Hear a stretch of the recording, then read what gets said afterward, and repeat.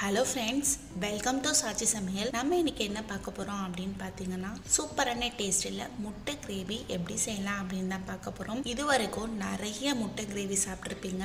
ஆனால் இந்த முட்டை கிரேவியை ஒரு தடவை செஞ்சு பார்த்தீங்கன்னா திரும்ப திரும்ப இதே மாதிரி தான் செய்வீங்க. அந்த அளவுக்கு ஒரு சூப்பரான டேஸ்ட்டில் இருக்கும். இது பார்த்தீங்கன்னா சாதம், பிரியாணி, சப்பாத்தி இது எல்லாத்துக்குமே செம்ம சூப்பரான சைட் டிஷ்ஷாக இருக்கும். இப்போ வாங்க ரொம்பலாம் டைம் வேஸ்ட் பண்ணாமல் அந்த சூப்பரான டேஸ்டான முட்டை கிரேவி எப்படி செய்யலாம் அப்படிங்கறத பார்க்கலாம். ஃபர்ஸ்ட் இந்த முட்டை கிரேவிக்கு சின்னதா ஒரு மசாலா அரைச்சிடலாம். அதுக்கு ஒரு மிக்ஸி ஜார் எடுத்து வச்சுக்கோங்க.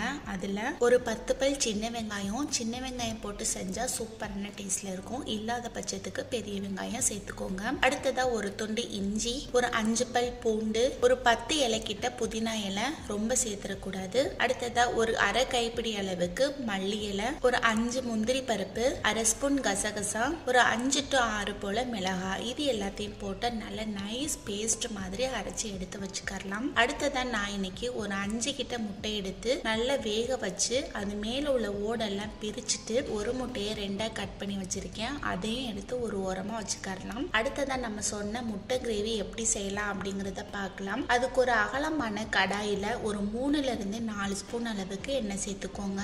எண்ணெய் நல்லா காஞ்சதும் இதுல ஒரு அரை ஸ்பூன் சோம்பு, அடுத்ததா ஒரு 2 கிட்ட மீடியம் சைஸ் அளவு பெரிய வெங்காயத்தை எடுத்து நல்ல பொடிசா கட் பண்ணி வச்சிருக்கேன். அதை இதுல போட்டு அடுப்பை நல்ல மீடியம் ஃப்ளேம்ல வச்சு வெங்காயம் நல்லா வதங்கி வர வரைக்கும் வதக்கி விட்டுக்கலாம். இப்போ பாருங்க, ஒரு 2 நிமிஷம் ஆச்சு. வெங்காயம் நல்லா வதங்கி அதோட கலரும் நல்லா மாறி வந்துருச்சு. இந்த டைம்ல இதுல சின்ன சைஸ்ல நல்ல நாட்டு தக்காளி பழமா 2 தக்காளி பழம் எடுத்து நல்லா பொடிசா கட் பண்ணி வச்சிருக்கேன். அதை இதுல சேர்த்துக்கலாம். அடுத்ததா இது நல்லா வதங்குறதுக்கு தேவையான அளவு உப்பும் போட்டு அடுப்பை நல்ல மீடியம் ஃப்ளேம்ல வச்சு தக்காளி இருந்த இடம் தெரியாத அளவுக்கு வதங்கி வர வரைக்கும் இதை நல்லா வதக்கி விட்டுக்கலாம். பாருங்க, சூப்பரா வதங்கி இதுல இருந்து எண்ணெய் நல்லா பிரிஞ்சு வந்துருச்சு. இந்த டைம்ல இதுக்கு தேவையான மசாலா சேர்த்துக்கலாம். ஒரு 2 ஸ்பூன் அளவுக்கு குழம்பு மல்லித்தூள் சேர்த்துக்கிறேன். நிறைய 2 ஸ்பூன் அளவுக்கு போடணும். அப்பதான் நமக்கு கிரேவி நல்லா திக்கா இருக்கும். அடுத்ததா 1 ஸ்பூன் மிளகாய் தூள், 1/4 ஸ்பூன் மஞ்சள் தூள், 1 ஸ்பூன் ஜீரகத்தூள், ஒரு 3/4 ஸ்பூன் அளவுக்கு மிளகுத்தூள், இது எல்லாத்தையும் போட்டு அந்த கிரேவி கூட நல்லா வதக்கி விட்டுக்கலாம். நம்ம போட்ட மசாலா எல்லாம் நல்லா செட் ஆயிட்டு அதுல இருந்து எண்ணெய் நல்லா பிரிஞ்சு வந்த பிறகு நம்ம ஃபர்ஸ்ட் அரைச்ச மசாலா பேஸ்ட்டை எடுத்து இதுல போட்டு அது கூட சேர்த்து நல்லா வதக்கி விட்டுக்கலாம். இந்த டைம்ல மிக்ஸி ஜார்ல உங்களுக்கு எந்த அளவுக்கு கிரேவி தேவையோ அந்த அளவுக்கு தேவையான அளவு தண்ணி ஊத்தி நல்லா மிக்ஸ் பண்ணி விட்டுட்டு இதுல ஊத்தி அந்த கிரேவி கூட நல்லா மிக்ஸ் பண்ணி விட்டுக்கலாம். ரொம்ப தண்ணி சேர்த்துடக்கூடாது. ஓரளவுக்கு பிணைஞ்சு கிரேவி இருக்கிற மாதிரி இருக்கிற அளவுக்கு தண்ணி ஊத்தி மிக்ஸ் பண்ணி விட்டுக்கோங்க. இந்த டைம்ல அடுப்பை நல்ல மீடியம் ஃப்ளேம்ல வச்சு ஒரு 10 நிமிஷத்துக்கிட்ட மூடி வச்சிடலாம். மசாலாவோட பச்சை வாசனை எல்லாம் போயிட்டு இந்த கிரேவில இருந்து எண்ணெய் நல்லா பிரிஞ்சு வரட்டும். ஒரு 10 நிமிஷத்துக்கு அப்புறம் ஓபன் பண்ணி பாத்தீங்கன்னா இதுல இருந்து எண்ணெய் நல்லா ஸ்ப்ரெட் ஆக ஆரம்பிச்சிடும். இந்த டைம்ல நம்ம வேக வச்சு கட் பண்ணி வச்சிருக்கிற முட்டையை ஒன்னொன்னா தள்ளி இருக்கிற மாதிரி போட்டுக்கலாம்.